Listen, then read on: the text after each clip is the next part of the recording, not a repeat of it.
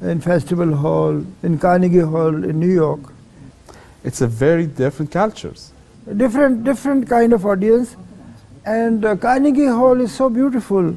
Acoustics is so nice.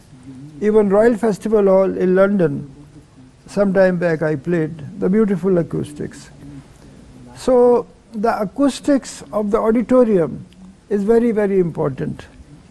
And for my concert, because I'm not dealing with language, I must tell you that there is only two types of music in the world. One is pure sound, sound of symphony, sound of rabab, oud, sound of violin, cello, orchestra, sound of sarod. So there is nothing to understand in sound. Sound you experience, you realize, you feel, and you feel connected to God if the music is appealing. So I'm grateful to God that I'm born in the family of musicians, and I belong, my world is sound. Da ra da ra da ra ra na, da ra da ra ra da, ga re sa ni dha pa da ni sa re ga re ga ma pa ma, pa ga ma re ni sa ga, e re ra na na, e re na re no. These are human expressions. I'm not using language. Other kind of music is based on language. Lyrics, text, stories, and anything which is based on language, it's called song. And if the song has words and lyrics like, "Oh my darling, where are you? I'm missing you," that song becomes very popular. So the song becomes popular because of the language. Most of the songs of the world is based on language, lyrics and text. But in 13th century, there was a Sufi saint, Hazrat Amir Khusro. His grave is in Delhi, in India. He created Qawwali, called Qalbana. And also, he created a style of singing which is known as Tarana. Tarana does not deal with language. So he created a language of music, language of sound, language of syllables. Tana taum, tadare dani, dirdre dani. So he created a language of sound, syllables, and music. Tadare dani. I have composed many tarana as a tribute to Hazrat Amir Khusro, but this particular composition is very, very interesting. Tadare dani, tadare dani, tadani dim, tana tanum, tadare dani, tadani dim, tana tanum, tanum, tananum, tadere na. Tadere na, tadere na, tadere na, tadere na, tadare dani, tadani dim, tana tanum, tana na na na na na na dim, tana na na na na, tana na na na na na na dim, tana na na na na, tananum, tananum, tadere tananum, tadare dani, da kita tak dum kita tak ditta kita tak kita tak digini da kranda kranda kranda. Tadare dani, tadani dim, tana tanum. So this is called tarana. This is also style of singing, and this style does not deal with language. It's only the sound and the syllables and just the music. Mr. Khan, we heard that you met Princess Diana. Tell us the story about that. You know, this, what I'm wearing, this is called shawl. This is made by the artisans of Kashmir, you know.